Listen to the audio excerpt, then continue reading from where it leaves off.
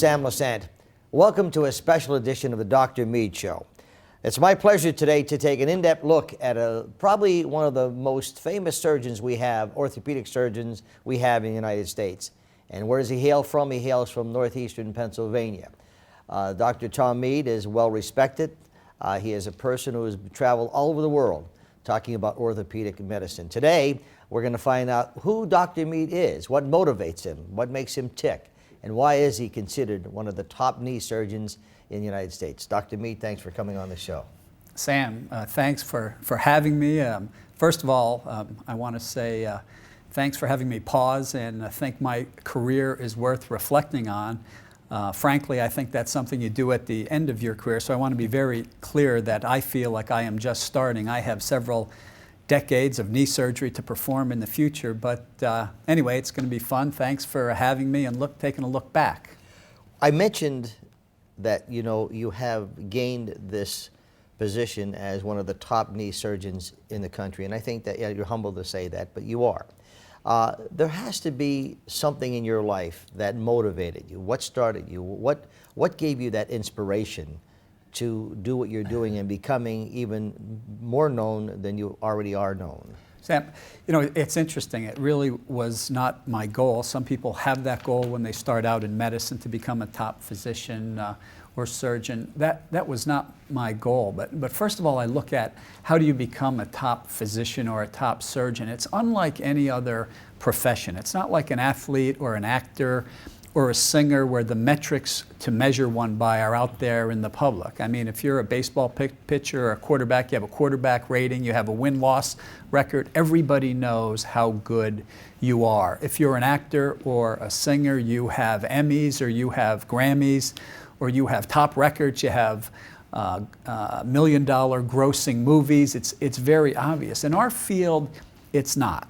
And there's a lot of solicitation out there of books and that sort of thing where they ask you to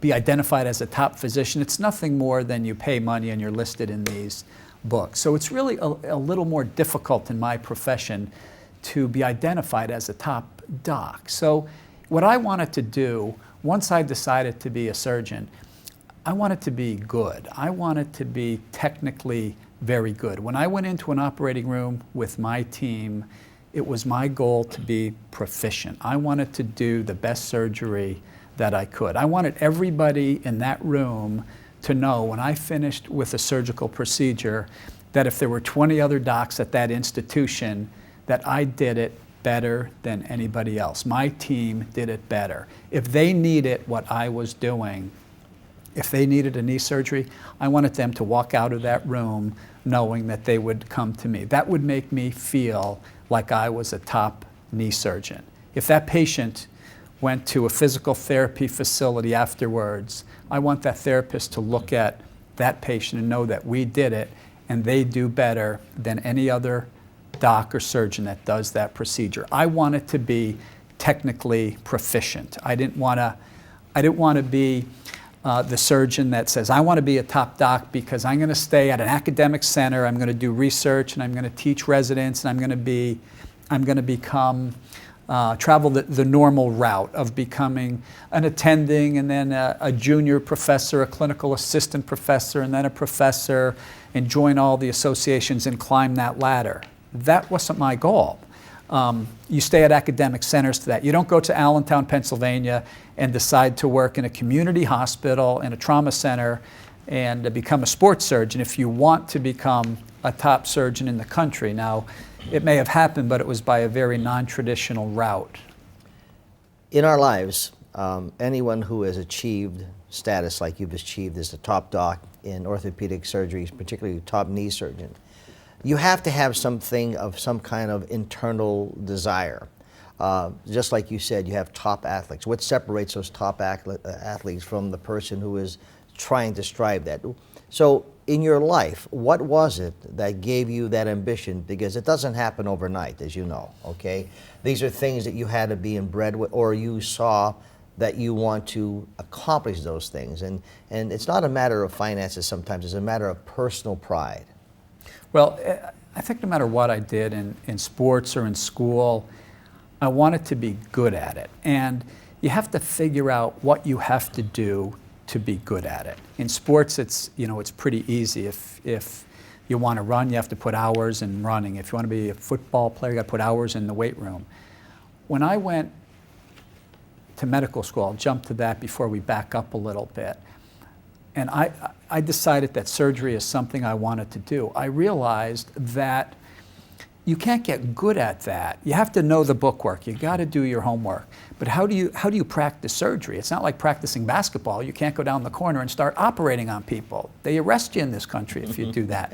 So, if you ever read Malcolm Gladwell's book, The Outliers, on how you become good at things, if you look at the guys that became good at things, Tiger Woods, John McEnroe, Bill Gates, I mean, they had talent, but they really became good for three reasons. One was they were born at the right time. Two, they had a little bit of talent and luck.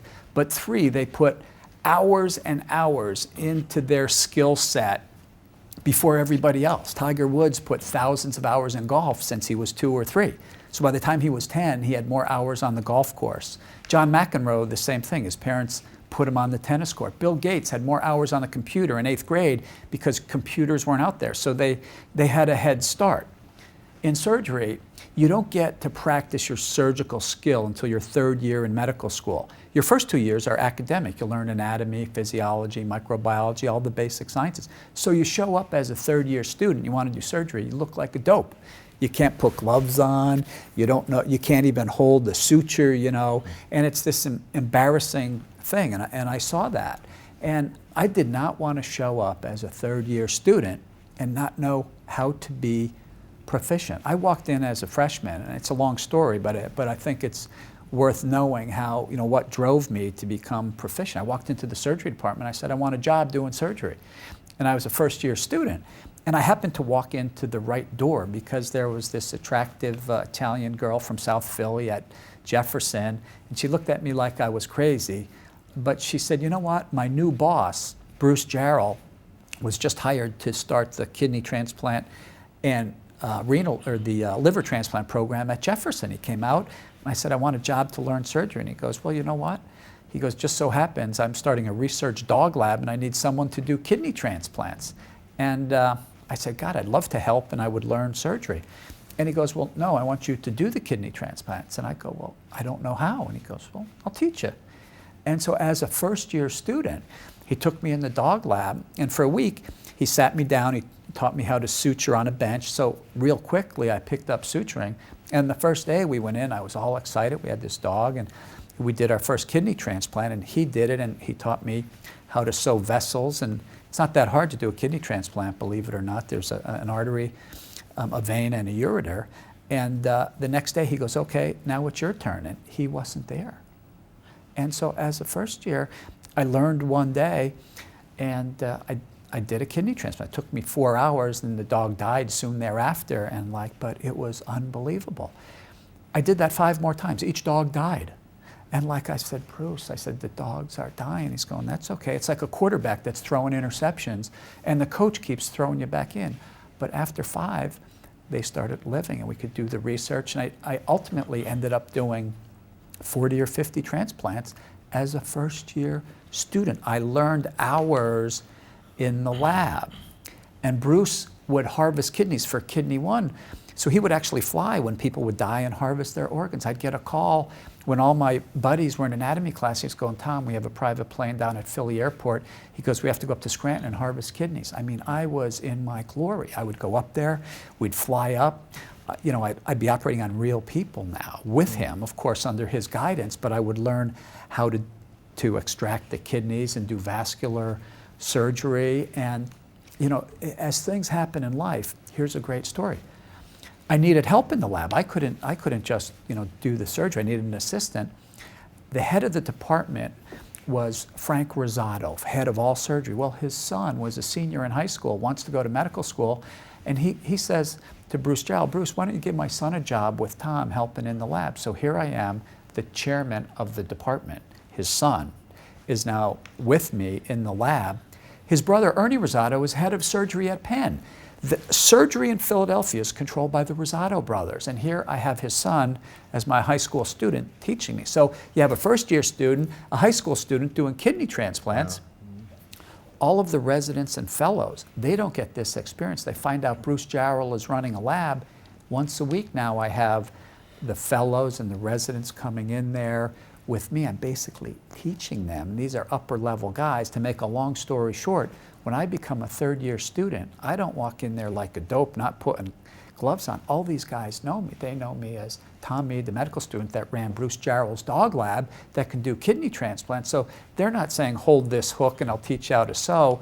They're going, Tom, can you do this part of the procedure? You sew this up. And I'm like a fellow, and I'm sitting there, you know, in heaven. But that's a long story to how I was lucky enough to become proficient 2 or 3 years before the average medical student. Wow. Well, folks, I'm talking to Dr. Tom Meade from the Dr. Meade Show. As you know, Dr. Meade usually hosts this show, but I was honored to be the moderator to find out who Dr. Meade is, the person, okay, and why he is considered today one of the top.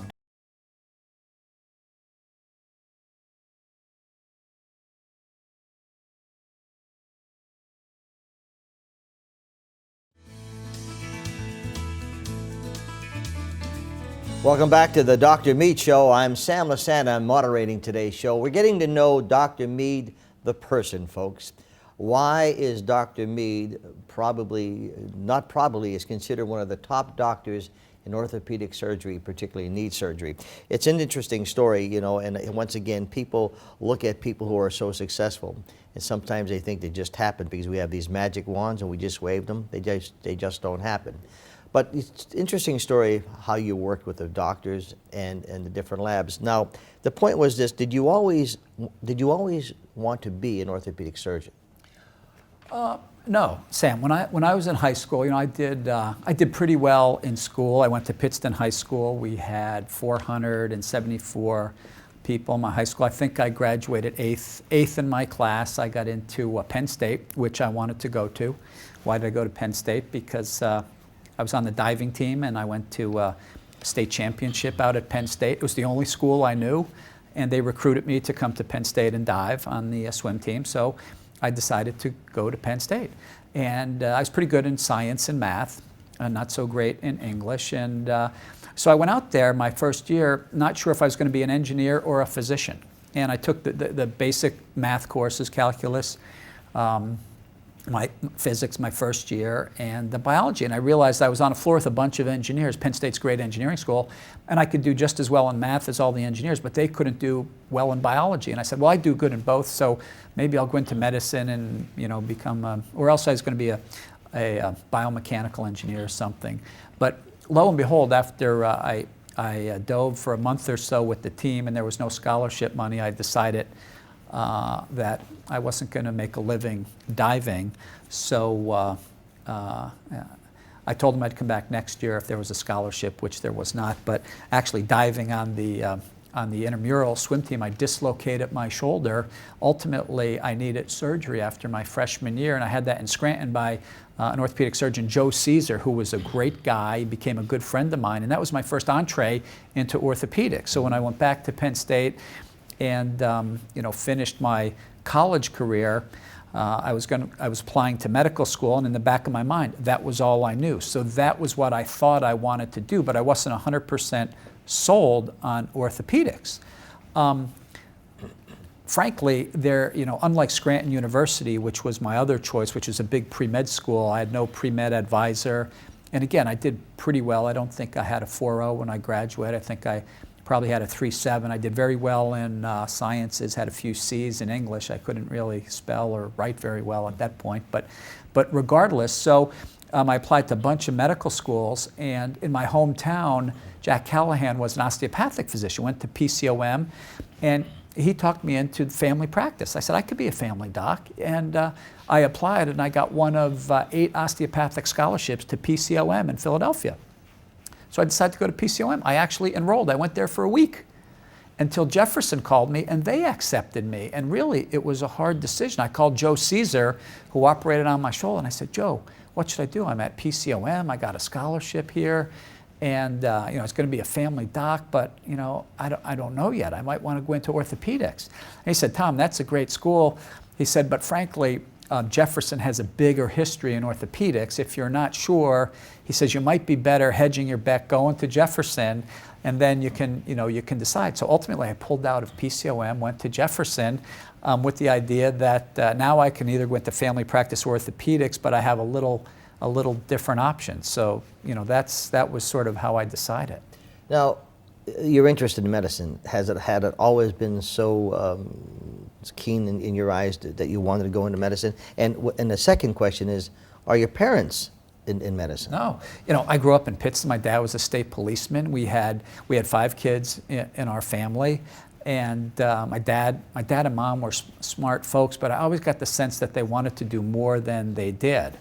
And I just realized that, if I wanted to have more out of life and really have a vocation that I enjoyed, I would have to use my science and math career. And all I knew that you could do with science and math was medicine. But my parents, weren't physicians. And again, I was operated on by an orthopedic surgeon. I knew my family doc, so that was my only knowledge into medicine. So that's sort of how I walked down that pathway. Being in Jefferson, okay, the story of Rothman, Yes. the Rothman Institute. Yes. Tell us that story. So this is great. After medical school, Bruce Jarrell wanted me to become a vascular surgeon. I loved doing transplants, but when I did my orthopedic residency, I loved orthopedics, and I almost broke his heart. I said, Bruce, I want to go into surgery, but orthopedics. And he really he goes, Tom, why do you want to go into orthopedics? And those guys just use hammers and nails. You have these good hands. You can sew vessels. And but anyway, he gave me a hard time. He said, but Tom, whatever you want, I will help you. So the chairman of surgery, Bruce Jarrell, wrote me these glowing letter of recommendation. So I got into the orthopedic program at Jefferson, which was one of the most sought after in the country. At the time, Dick Rothman was not the chairman. John Gartland was, who was a wonderful, wonderful man. He became the chairman, or actually the American Academy of Orthopedic Surgery president. He was one of these guys that followed the traditional routes. His skill set was in speaking and research and being president of the National Academy, not so much in doing surgery at the bench. 2 years into my residency, Dick Rothman became the chairman. This is a great story because Dick came in and he had this great reputation. He was at Penn at the time, and he came over to Jefferson.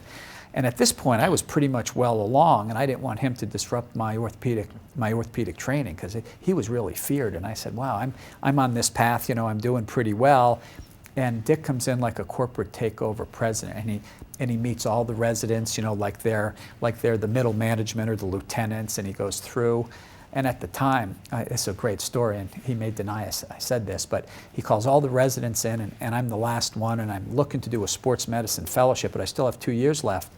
And he says, Tom, he gets my grades out. He goes, you have good grades, you have good recommendations. And he says, is there any, and he knew that he displaced John Gartland, who we all loved, and this guy is coming in. And he goes, Tom, is there anything that I can do for you? And I looked at Dick, and I said, Pete Sharkey and I do a lot of triathlons, and we show up at these triathlons, and we look terrible. Everybody has nice sweatsuits. And I said, we could really use some nice sweatsuits for our triathlon training. And so he called my bluff.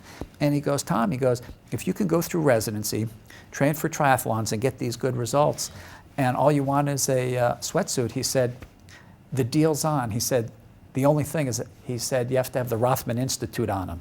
And I said, if you throw in a hat, it's a deal. And he did. And to this day, we became good friends, not only then and afterwards. There's some other stories. But he actually started training with myself and Pete Sharkey. And he actually did 5 or 10 marathons, and it became part of the Jefferson residency program. Everybody had to do the Marine Corps marathon. Oh my goodness. So what a great story, but that was my first entree into Dick Rothman and the orthopedic program. Folks, I'm talking to Dr. Tom Meade, one of the most noted doctors in orthopedic knee surgery in the country, known as the top doc. Now, folks, we come back, he was rejected with some fellowship.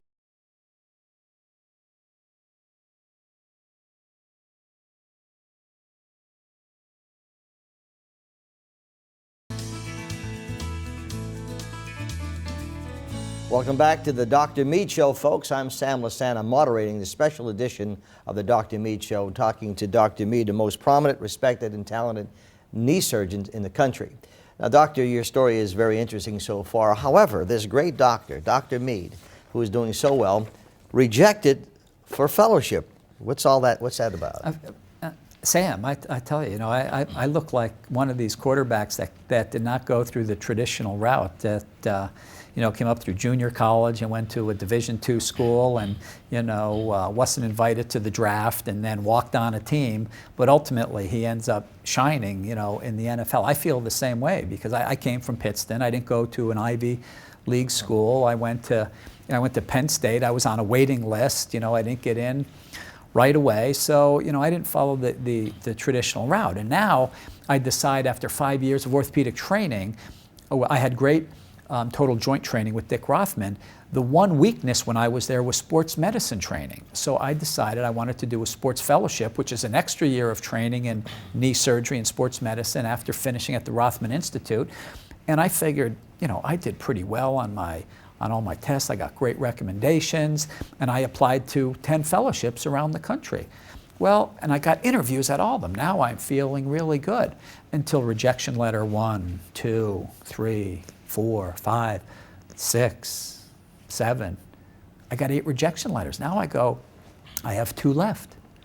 So I go to Dick Rothman. I said, Dick, what's going on here? And he said, well, Tom, he said, who did you have call the directors? And I said, well, what do you mean? And he said, there's a lot of guys that go through residency. They get good letters of recommendation. Everybody looks glowing. And he says, but they really want, a personal connection. Someone that says, this guy isn't crazy. He can operate. He has good hands. He's not just good on test taking. And I said, you're kidding. And he said, yeah, that's how this works. It's not a good old boy network, but it's a good old boy network. They want to know that if they're taking 2 or 3 or 4 fellows for a year, that's going to work intimately with them. They're not going to hurt their patients, and they're not crazy. And so I had 2 left. One was at special surgery with Russ Warren that takes care of the Giants, and the other one was in Cincinnati with Frank Noyes. And he goes, Tom, I know both of these guys. He goes, I'll call them and tell. And I go, wow, now I'm worried that I might not get residency. So Dick calls both of them. I go to New York. I meet Russ Warren.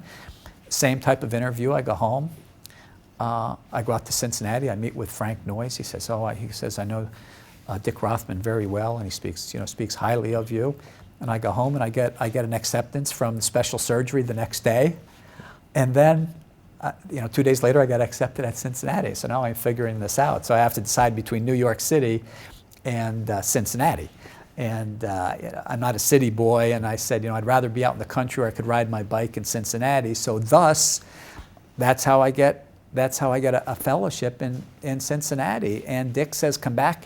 And he goes, take care of the Eagles when you come back. He said, I have a job for you in Philadelphia. And I says, you're kidding.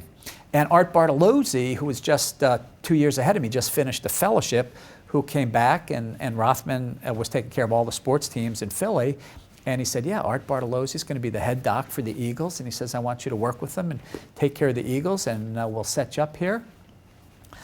And so it was something that, I was going to think about. And ultimately, I did not do that. Art became a good friend of mine, and I'll tell you the rest of the story, which is pretty interesting. Let's save that for part 2. In a little bit. Okay. Very quickly, for those watching and anyone who wants to establish a goal in their life, whether it's medicine or anything, what kind of advice would you have for any young person or any person who feels they're never too old, you're never too old to accomplish a goal? What do you tell them very quickly? You know what? You write it down, you get up every day, and you think about it. There's another book, I can blank on the name right now, but if it becomes part of your character, your thread, every day, it will happen. Because consciously or subconsciously, everything you do will direct you towards that goal. Never give up that goal. If you want to do it, you'll get there. Folks, talking to Dr. Tom Meade from the Dr. Meade Show, one of the most prominent,